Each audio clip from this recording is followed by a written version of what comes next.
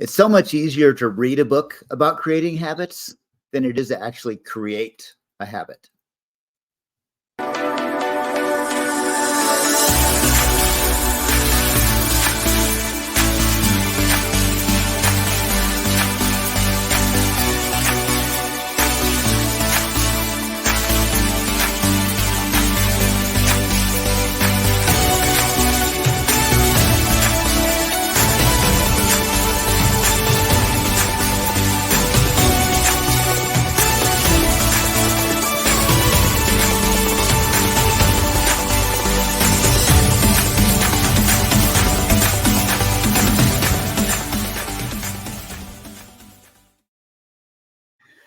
Welcome to Champion Reads, the online book club where we delve into the best-selling and top books on business, personal productivity, and talk about how they apply to our lives rather than just rehash what the book says. Let's get into practical applications. Champion Reads is sponsored by Champion Circle, a different kind of networking group built on performance and accelerating our lives and our business. You can find out more about us at www.mychampioncircle.com. We are produced by the awesome Mr. William Blake, dyslexic and empowerment coach, myself, Ian Sturmer, and our wonderful executive producer and all-knowing Jon Kovach Jr. Welcome. Today we are discussing Atomic Habits by James Clear. Is it building big changes through small changes? I forgot the tagline in the book. But yeah, Atomic Habits.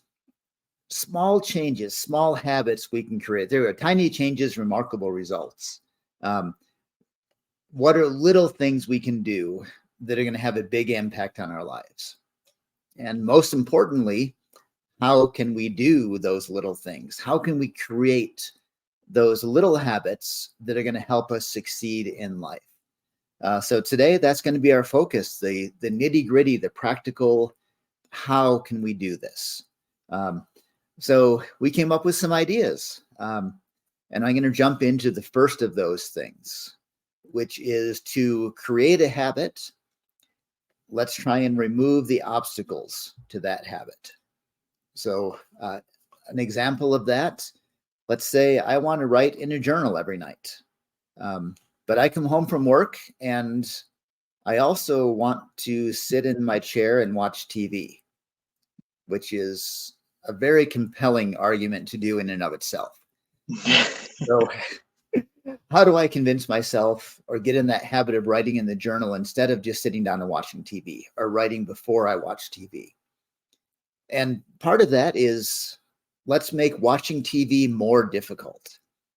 If I take the batteries out of my remote control, I know that I'm way too lazy to actually get up and find the button to turn the TV on. Or nowadays, I can't even get to my streaming services without the remote. So if I can add an obstacle of the easy path that's going to stop and make me say, oh, I was supposed to write in my journal before I sit down to watch TV. So I'm going to kind of put Willie on the spot now and ask you, what are your ideas? What are some obstacles that we can do to create to remind us of those habits until it becomes a habit? Yeah. Actually, going off your example, I had this thought that if you want a bad habit to get knocked out of your path, make it more difficult, right? Just like you said. Yeah. If you want a good one, make it easier to do. And so on both sides, when I thought of the bad habit of watching TV instead of writing in the journal, which, TV doesn't have to be a bad habit. It's just, how you take it. But it definitely can absorb time from more important things. And so an idea that came into my head was having your journal actually next to the TV. Like just having it sit on the coffee table or just right there next to the remote to where you can easily grab it. Or what you could do is you can have your remote sit on the TV stand and then have your journal on top of it. So every time you go for the remote, you have to touch your journal. Yep. And so, and then, then it makes it easier being, okay, I can journal for 5 minutes and then I can watch TV, kind of get that reward system going in there. Another way is I've been trying to brush my teeth more. And so what I do to make it easier for myself is whenever I go to the bathroom in the morning or the evening, I'll just grab my toothbrush and stick it in my mouth. And after I use the bathroom, the toothbrush is in my mouth, and it's just like, I'm just going to brush my teeth anyways. It's already in there. And I brush my teeth every time. So, there's the thing of like the habit stacking of things you're already doing, but also a really keen thing of simply making it easier for the good and more difficult for the bad. Yep, I love that. And that really throws the two sides of it. What can we do to make our distractions more difficult and make the habit we're trying to create easier? And yeah, if I put a journal on top of the remote and the battery is somewhere else, it's going to remind me every time. If my toothbrush is sitting in the way of the handle of the sink, so I can't turn the sink on without literally picking up my toothbrush, then I get to the point where I think, well, I may as well now. I mean, I've done this much work. Right. Yeah. So, yeah. Just an example reminded me of, so my daughter, when she was just moving out of the house, she was kind of living on her own. Okay, this is kind of a long, bad example. Bear with me here. We still had a tracker app on her phone because it was a safety thing. If she ever was stuck in the road or something, we'd be able to find where she was. It wasn't that we were following her everywhere. Sure. Yeah. Well, we'll move on from that part. Yeah. Yeah. But she went through a little phase where she didn't really want to go to church. Now, in hindsight, I mean, that's like the vice I'm most grateful, and there couldn't be much less thing to worry about with everything she could be doing. But she knew that we had this app. So Sunday morning, she got in her car and she drove to the street right next to the church and parked there and sat there for an hour until church was over, and then drove back to her apartment. And she told me about this. And she said, I did that once. And then the second week I went there and I thought, I'm right here. What's the sense in going through all of this work and still avoiding it? I may as well just go to church. And these obstacles and making it easier is kind of the same idea. If we're going to go through all this work to put the toothbrush in our mouth or go find the batteries for the remote, I may as well actually do the thing I'm trying to do anyways, because I'm lazy. I'll get it out there. I'm really lazy, and that's why I love habits, because a habit is something I don't have to think about doing. It's no longer work if it's my habit.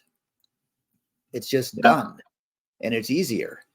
So if I can make a little bit of work, or if I can get out of a little bit of work in order to do the habit, it's more enticing to me to get into that first. Anything I can do out of work, I'm going to try and do that. Yeah, for sure. Your example also reminded me, and I'm sure many people can relate to this, back when they were kids and their parents wanted them to go out and go to the bathtub and take a bath, or go and take a shower. I remember vividly, I would go into the bathroom. I would purposely either sit on the toilet or stand on something because I didn't want my parents to look under the door and see my feet. And I would just stand there for like 10 minutes, just, letting the water run, or just letting the bath water get colder. Yeah. And I did it several times to where I got quite good at it. And then that exact thought that your daughter had came to me. It's like, I am already in here. using the time to pretend that I'm doing something, why do I not just do it? And so then I started taking showers and started taking baths. Go preteen years. I guess Thank you for that, by the way. We appreciate you having showers and baths. That hits my heart, and I very much appreciate you saying that. Another thing I wanted to say is if I could change your mindset a little bit, Ian, is that I don't think that you're lazy. I think that our brains are programmed to be lazy. They're programmed to be comfortable.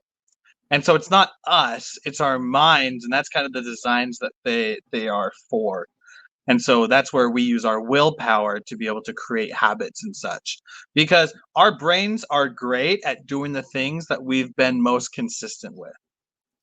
Like David Goggins, I'm sure that his mind in his comfort zone is going out and running at like 3 a.m, when no one else is out there, getting a sweat, making videos and such, where that is absolutely uncomfortable for me. I want to be laying in bed and sleeping.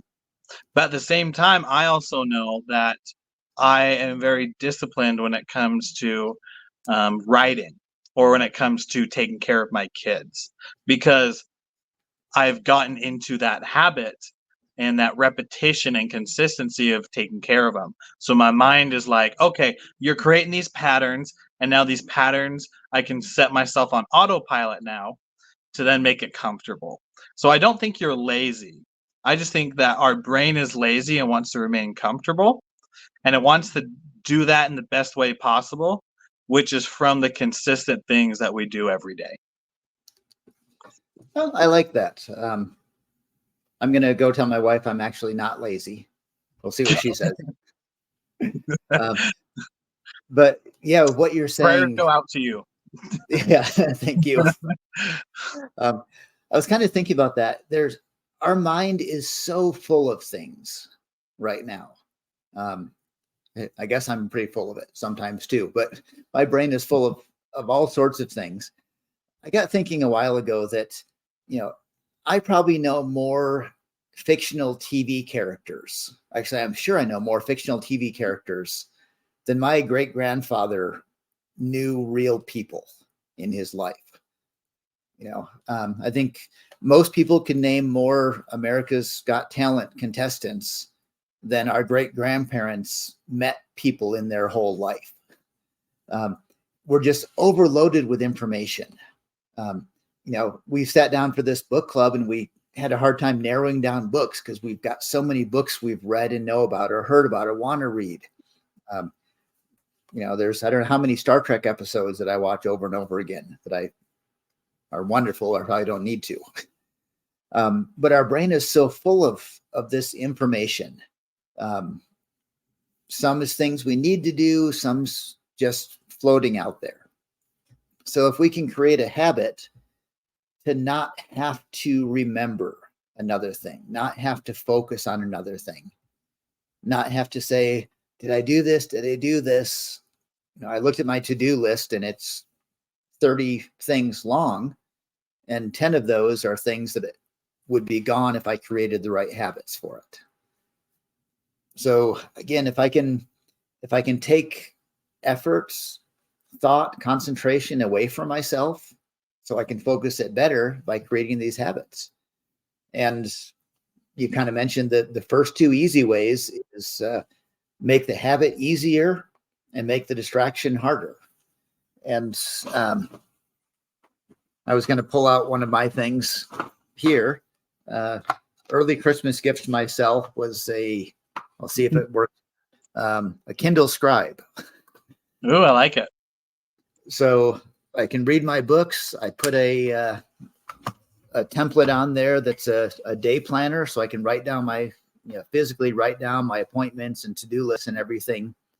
But when I open this up to see what I'm going to do for today, there's no game on this phone or on this Kindle. There's no web browser to go check and not that I look at the sports scores or the weather or whatever. There's no distraction to look at those things. It's a distraction-free environment that I can write notes and I can read books, and that's it. And it's nice not to have those distractions, to have that way to focus on it. And hopefully I'll get in a better habit of really checking my calendar.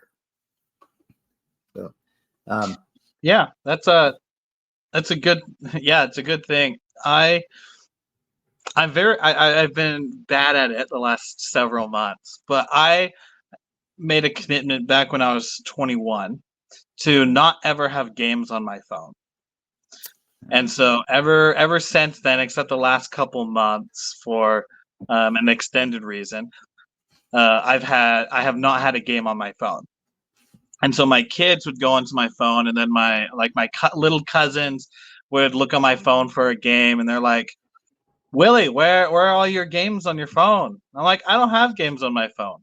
Then they throw the phone back to me and say, "You're boring," and then run off and play with something else. And so it's funny that way, because over that 5-year span of me doing that, I realized that exact same thing, is that when there's no temptation, when there's no distraction on the device or thing that you're using, it's so much easier to use it for its intended purpose, or I guess the intended purpose that we put to it. So you actually talk on your phone? Seems like nobody talks on their phone anymore. You know, I'm not gonna lie. When people, I rarely answer calls these days, but I do talk on my phone still. Okay. Well, let me just point out to show how good I am. When I was 21, I had no games on my phone. Of course, they didn't have cell phones or Android or iOS back then, so there were no games on phones. I had to actually spin the rotary dial around to call somebody. Yes. I guess we had prank calling back then, which might count as a game for phones, but I never did that, of course. No, yeah, sure. Me neither. Yep. But speaking of phones, that's a great segue to one of the next thoughts. As we were talking about this before, phone apps to track your habits. So I did a quick search of the Android Play Store, and I didn't count very much, but there's, I don't know, 70,000 apps for habit tracking. Maybe not that many. I counted at least 20 as I scrolled through it, that are apps that are set up to help you track your habits. And I'm going to say tracking a habit is probably the first step in really creating a good habit, is to reinforce in your mind, one, remind you to do it, and two, give you that little endorphin when you get to check the little box saying, yes, I did it today.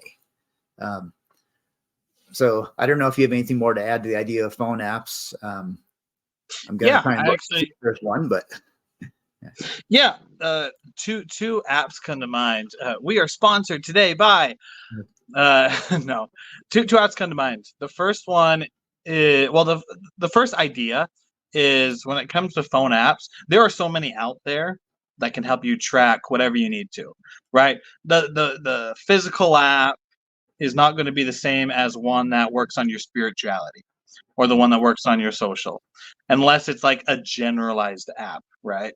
So like for me, I use the LifeSum app, which I'm trying to remember it's a health app. You get to put down your food, you get to see your macros, you get to see how much water you take, you weigh yourself, all that stuff. So I do that, and I've been consistent with that for, I think I'm at 105 days now, and it's been really cool just to see thank you.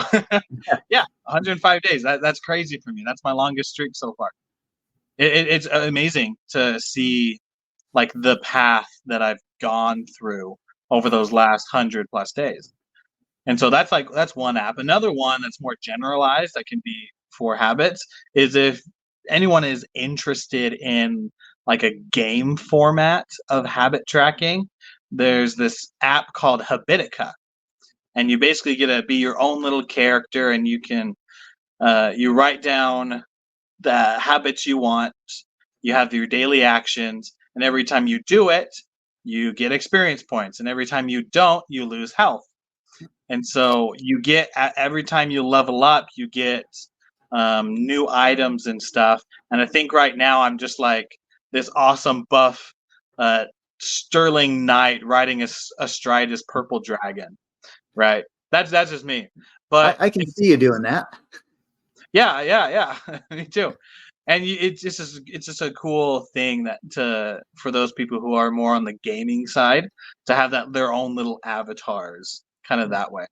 So there are so many apps out there, and Ian, I'm sure you have some ideas as well on some, but it comes back to the thing of you got to be consistent with it, right? The more you're consistent with it, the more likely the habit is to stay. And as we're hitting New Year's, it's a good thing to keep on the top of your mind. Ian, do you have any apps or anything you want to add to that? Well, I was going to go back to the old-fashioned app before we called them an app, and that's my calendar, my daily planner.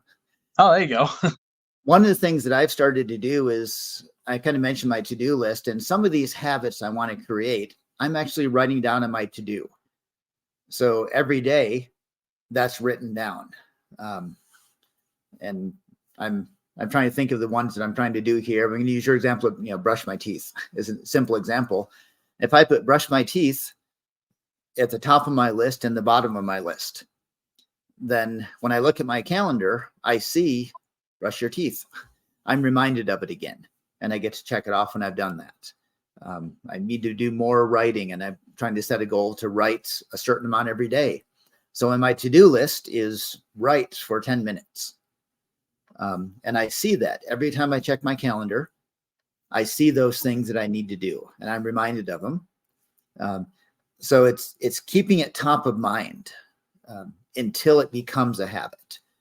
And maybe a later discussion, we'll talk about how easy life is once we have these habits. But if we don't create them, like I said at the beginning, it's easy to read a book about habits. It's hard to actually create them. So keeping it top of mind, I'm going to jump back. Keeping it fun or making it fun is a great first step. And then keeping it top of mind. And one is in my calendar. Another that I haven't done, but I'm thinking about now is to write down those habits, take a picture of them, and make that the wallpaper on my phone. So every time I open my phone, the first thing I see is these habits I'm supposed to be doing every day. And saying, okay, did I remember to do those? And I'm going to throw one more last idea out there before I turn it back to you. And that's a daily recap. So at the end of every day, sit down and say, did I do all the things I was supposed to? And it might be too late for some of those habits that we wanted. If we had a habit of doing push-ups every morning when we wake up, and it's nighttime when we look at our list and say, the recap and did I do it? But if it reinforces that idea, puts it back to top of mind, say, okay, either I can do some now, or I need to remember in the morning. I need to remember. And really, I'm repeating myself, but making things top of mind, making them a conscious decision until they become unconscious. And I threw a bunch of ideas, so I'll throw it back to you to see if you like them, don't like them. I'm way off base, or I'm a genius. Whichever one, whichever way you want to go. Which ones to start with? Yeah. You're absolutely right on all of those. It wrapping it into a nice bundle. You just got to try a bunch of things. It all depends on the person. Like some people, having simply just that vision in the distance will help them get the daily habits. Some people, it's creating fun ways to do it every single day to get there. Some people, like myself, tend to go towards the extremes on some things. So I don't know if you, Ian, or any of the listeners have watched the show Limitless with Chris Hemsworth. But basically what he does, it's a 6-episode series so far from National Geographic. And what he does is in each of the episodes, goes past what he thought was his limits, goes into like the depths of it, and does this crazy challenge from it. So one of the episodes is like swimming, I think 250 yards in Arctic cold water. Another one is climbing 100-foot rope over 1,000-foot drop. Another These are one, habits I'm not going to create, by the way.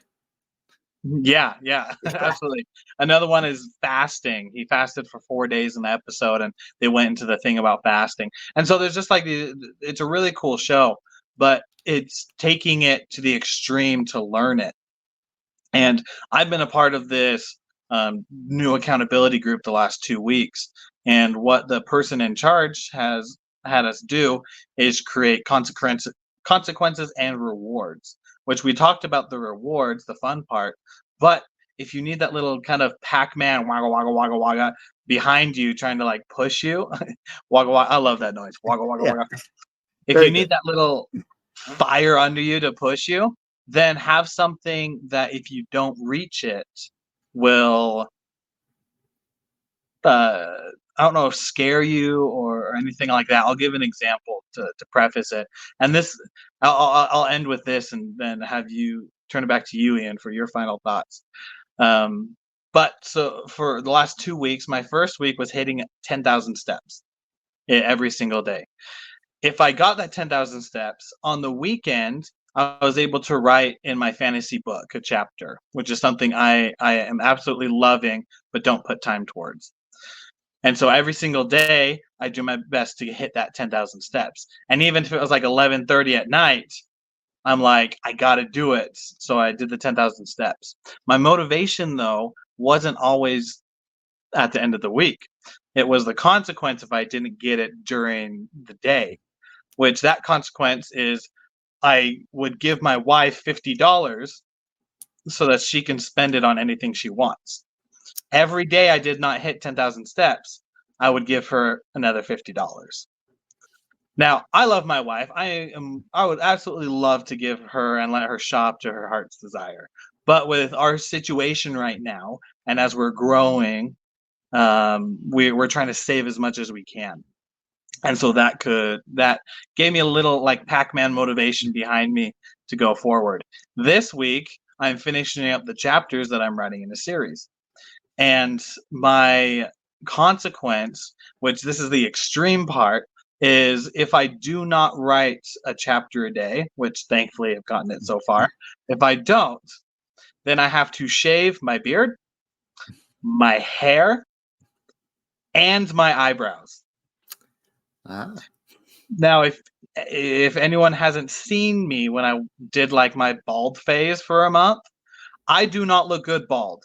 I have way too many dents, way too many things going on up there. Ian, you look fantastic. Oh, thank you. You pull it off very well. I do not. And we're having a kid in 2 weeks. And so if I don't hit it, I'm going to look like my baby when the baby comes. And so that gives me that kind of wagga wagga Pac-Man, angry dog, whatever it is, that fire to get it done. So if it's like 11 o'clock at night or even 10 o'clock at night and I'm laying in bed and it's like, I want to go to bed, but I know I haven't done what I needed to today.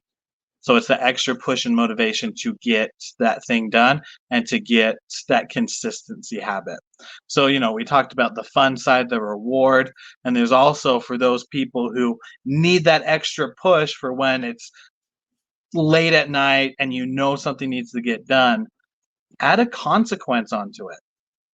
It doesn't have to be extreme as to shave your whole head. It can be like tasting Vegemite, which is a disgusting Australian thing. It could be, this is something I'm doing next week, which is if I don't hit it, my little girls and wife get to do a full makeup and fingernail and toenail makeup job, paint job on me. So there's that other thing. But when we come to habits, everyone is different. Everyone has different ways to create them. And you just got to keep trying and trying. Maybe it's consequences, maybe it's fun, but just keep trying and trying until you find out what works for you. And that's what helps build that habit easier. Okay. I love that. And you brought up a couple of really good points I have to touch on. First of all, with that $50 for your wife, did you find that she was hiding your shoes at that point to make it I made harder a for you to? joke. I made a joke with my accountability partner and my wife. I told them this, and they're like, because I track it on my watch, and my accountability person says, one day you're going to go to your wife and ask her where your watch is, and she's just like, oh, I don't know where your watch is. I guess I get $50 today. So yeah, that did come up in my mind. Yeah. And I think on the other side, your wife is going to say, you need to write because you are not going to be shaving everything. Oh, 100%. She has Yeah. given me she has given me plenty of time to do that. Yeah. But the whole concept there is another great one of an accountability partner in creating your habits. Do you have someone to hold you accountable and talk to about it? And a last point I want to make, and I probably should have made this at the very beginning. I talked about laziness and all of that, but you need to think about why you are creating this habit. There has to be an actual desire behind it. It's got to be something that you want. And that has to be the root of everything else. If there's not a driving desire within you, if you can't see a strong benefit to do it, you're not going to create the habit. I could try and have a habit of a cold shower every morning, to jump up and get in the cold shower. And as much as people tell me the benefits, I just don't see it. To me, it's just a horrible experience. So why would I create a habit that I don't see a benefit in? So as we're looking at these habits we want to create, I think the very first thing we need to do is stop and say, why do I want this habit? What is this habit going to do for me that makes me want to put in the effort to build it? And sometimes we just need to think back to that initial motivation. And if that's there, then we're going to work on it. Because in the end, motivation is simply doing what we want to do. And if it's something that's not as fun, we need to create in our mind the way that makes that more fun. And some of these tools we talked about will do that to make that habit more fun than not having the habit, or more pleasurable, or being more afraid of not having that habit than having it, with the punishment side you mentioned. So my final, words with that, if we're thinking about habits we want to create, it needs to be something that we care about, that's important to us, and think about these habits and how they're going to change our lives for the better, and always have that in our mind as well. So it doesn't have to be a huge, but small changes for big results, to paraphrase the cover of Atomic Habits. So with that, I want to thank you for, especially Mr. Blake, for joining us today and sharing your wisdom and experience and knowledge. Always look forward to that. For our listeners, thank you for listening. If you want to find out more about what we do, go to mychampionscircle.com.